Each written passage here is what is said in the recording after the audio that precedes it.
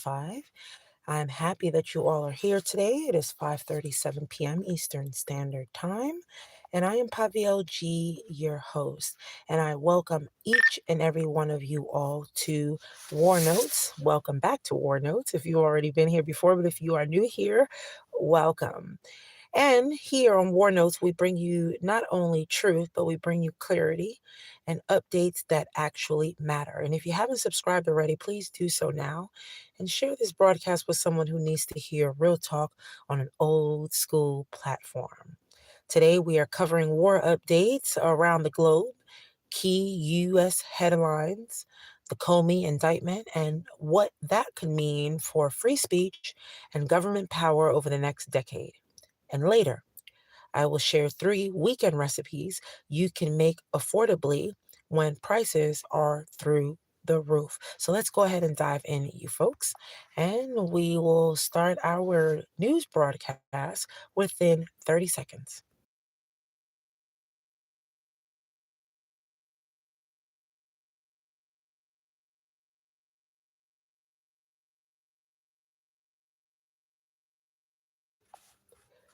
Across the globe right now, Israel strikes in eastern Lebanon. Israel's Air Force hit what it claims is a precision missile production site in eastern Lebanon near Surain, Bekaa Valley. The strike is part of ongoing pressure on Hezbollah and efforts to curb cross border missile threats.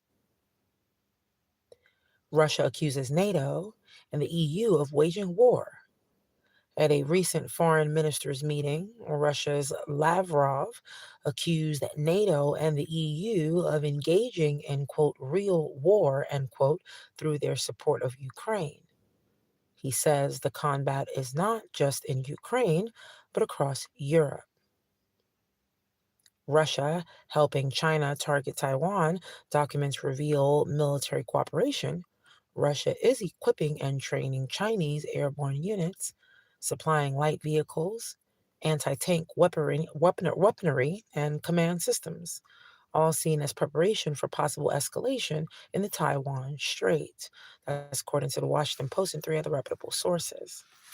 Now, as far as Ukraine is concerned, on day 1,310 of the war, Ukrainian naval drones struck oil terminals in Russia, damaging operations.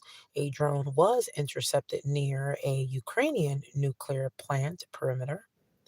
Infrastructure attacks have left power cuts in Chernihiv and nearby regions, according to Al Jazeera and 4 other reputable sources. And again, I thank you all for being here, and I thank you all for listening to our old school radio broadcast here on War Notes every day, God willing.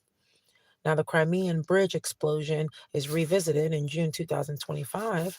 Ukraine attacked the Crimean bridge's underwater supports using explosives, disrupting Russian logistics. That act continues to have strategic ramifications for Russian supply lines. When we come back in 30 seconds, we will talk the Comey indictment and the political power play.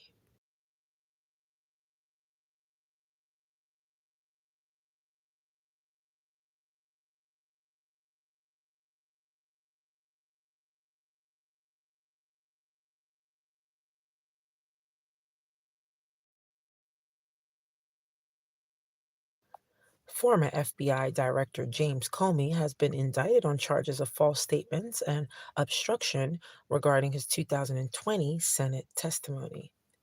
Many legal observers view this as part of a broader pattern, replacing prosecutors' politically charged charges, using the justice system as a tool for intimidation. Critics call it a dangerous abuse of power, warning that this sets a precedent. If one administration can indict a former official, the next could target opponents, dissidents, or even journalists. This is awful, you all. In my opinion, this is awful. For freedom of speech and rule of law, this may chill dissent. People may fear speaking truth when the machinery of justice is weaponized. Over 10 years, this could shift the balance of power toward those with political control. We'll get to what that means for you, I, and everyone across the globe in about less than 30 seconds. Thank you all for tuning in, and thank you all for staying in, most of all, and listening. We'll be back shortly.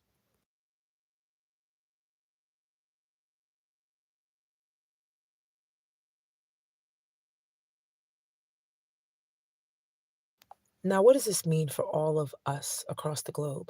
When war is intensifying globally and powerful nations escalate, the ripple effects come home, folks. It really does come home. Disrupted supply chains, surging prices, national security overreach. In the US, these dynamics plus political prosecutions risk undermining trust in institutions, point blank. We could see more censorship, more targeting of opposition voices, more fear in general. Now, for our communities, especially Black and Latino people, when the state has more power unchecked, those already marginalized suffer more. Policing, surveillance, and much more fewer protections. And when we come back in less than 30 seconds, I have some wonderful weekend recipes that you all can make right now that the prices bite and folks can't afford things. We can't even put meat on the table, folks. I have no meat to even put on the table today. I had some chicken that was given me the other day and made some chicken and dumplings with it, and it was yummy. I'll be back in less than 30 seconds to give you all a few good weekend recipes that won't bite your pocket. Stay tuned.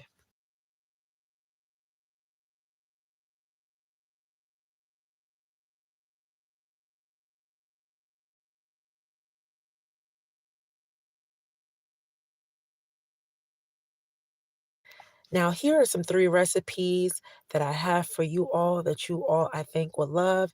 And you might just have it in your pantry. So, some hearty lentil and vegetable stew. Now, if you have your pen and paper, grab it. If not, don't worry. The live radio broadcast will be available to listen to again as soon as the live is over. So, you all can always play it, pause it, repeat it as many times as you all wish. So, you need 1 cup of dried lentils. If you don't have dried lentils, if you have canned lentils, whatever type of beans, I shall say, whatever you have on hand. 2 carrots. If you don't have fresh carrot, use canned carrot. No problem with the canned carrots. You just have to put it in different orders. So then that way your canned carrots won't get so soggy so fast, right? If you have 1 onion, that'll definitely be good. I'm an onion lover, but 1 onion is what you need chopped up. 2 potatoes diced if you have potatoes on hand, or maybe you have the potatoes in the can, whatever you have. You need 2 cloves of garlic. If you don't have garlic cloves, you can always use garlic powder. You need some salt. I hopefully have some salt. Salt is still at a reasonable price. I remember when salt was like the cheapest thing you can get, right? 30 cents. You can get that anywhere now. You can barely find salt for less than 60 something cents at some places. So salt, pepper, some water or broth, about 4 cups. So if you have some broth, about 4 cups of it or water.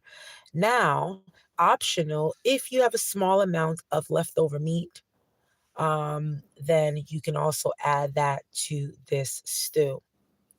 The first thing that you need to do, folks, you rinse those lentils if you're going to be using fresh lentils instead of canned.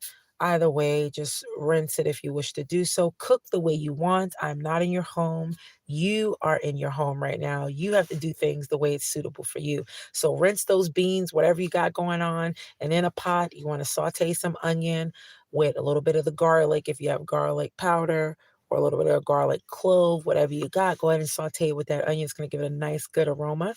And then you're going to add your carrots, your potatoes, and your lentils with the salt and pepper if you're using fresh lentils. If not, then what you want to do is just go ahead and pour your water in or your broth, about 4 cups. Add the carrots, add your canned potatoes, whatever you got.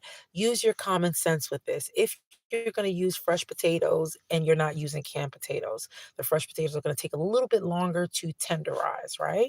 But if you're using canned potatoes, they're going to be already tender. So really what I would say to you is to take the sauteed onion with a little bit of garlic powder, let it season a little bit inside the pot with a little bit of oil at the bottom. Take a can of beans if you're not using fresh lentils or fresh beans. Take that can of beans, Go ahead and pour that in there. Pour the can of carrots in there if you're using all canned stuff, perhaps.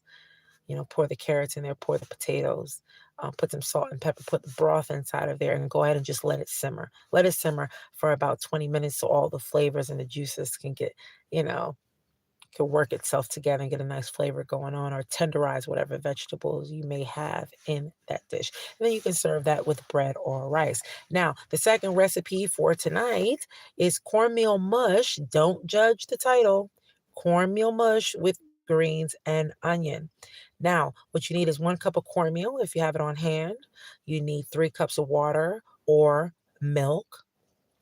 You need 1 handful of greens. That could be spinach, kale, collard greens. You need some onion if you have onion on hand, and a little bit of oil if you have some lard, whatever you may have, and some salt and pepper if you have it. If you don't have pepper, if you have salt is okay. Like I don't have pepper in my house, but I have salt, and that's because pepper is getting expensive. So anyways, you want to bring the water to a boil. You go ahead and stir in the cornmeal very slowly, and then you reduce your heat and you stir continuously until thickened, kind of like a soft polenta. Okay. And in a separate pan, you want to saute the onion with the greens, if you got collard greens, whatever the case may be, until it's nice and soft and seasoned with some salt, whatever you got going on. You can serve the green and onion atop the cornmeal mush or mix it together, however you want to eat it. But these are poor man meals. These are not gourmet. It's to get you through this horrific time where the prices seem like they are just way over the top. It's just killing folks out there. So here's the third recipe for the night: oat and banana porridge. If you have 1 cup of rolled oats or 1 cup of oatmeal, okay, 2 cups of water or milk, or a little bit of milk, a little bit of water, 1 banana, a little bit of salt, some sugar if you have some. If you don't have sugar, go ahead and substitute it for honey. And if you don't have honey, go ahead and use molasses, but honey or sugar would be good, or some dried fruit. Bring the water to a boil. Add some oatmeal. Sounds simple, but a lot of folks don't eat oatmeal like that. They might not know how to cook it. So you bring the water or milk to a boil with a little bit of the salt, and add your oats to that. Reduce the heat. Cook it for about 5 to 8 minutes. Stir until a little bit creamy. Then go ahead and add your milk to it. And once you pour it in your bowl, then you can go ahead and cut up a little bit of slices of banana. Optional. Put it on top with some sugar in it, some honey, whatever you have on hand. Now, folks, I thank you all so much for listening today to War Notes. We covered global wars, strategic escalation, the Comey indictment, and its threat to free speech, and recipes to feed your family in tight times. And if this episode spoke to you in any type of way, please subscribe. I'm asking you, please subscribe and please share this episode. Let truth spread. Keep sharp, keep questioning, and keep your voice alive. And until the next time, my name is Pavio G. I am your host here to serve you. Peace, strength, and hope. And I am signing off. Thank you all for listening. Have a beautiful and blessed day.